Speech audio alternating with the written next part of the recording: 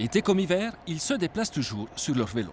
Sac au dos, mollet au vent, ces coursiers se faufilent dans le trafic urbain pour acheminer les colis.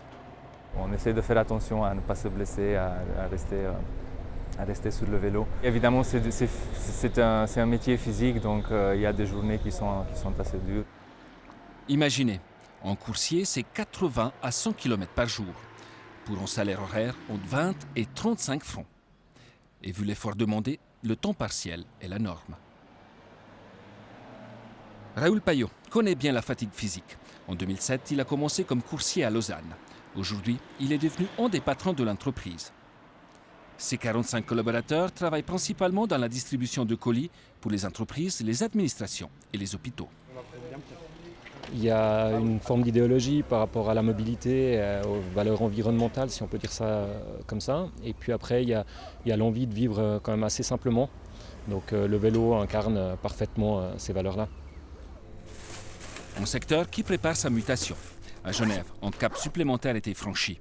Désormais, la livraison de repas à midi complète le travail quotidien des coursiers. On discute beaucoup en fait avec nos partenaires dans les autres villes de Suisse et on constate effectivement qu'à Bâle, à Zurich, la livraison de repas à vélo, c'est quelque chose qui existe depuis des années et qui fonctionne très bien. Le coup d'avance alémanique révèle aussi un autre changement dans ce secteur en expansion, mais pas très rentable. L'ubérisation de la livraison. À Zurich, une société a déjà recruté 80 coursiers disposés à travailler occasionnellement. À la clé, pour ces indépendants de la distribution, aucune obligation et beaucoup de flexibilité.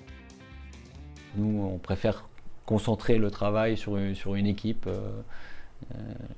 plutôt que de multiplier des pseudo-indépendants prêts à bondir.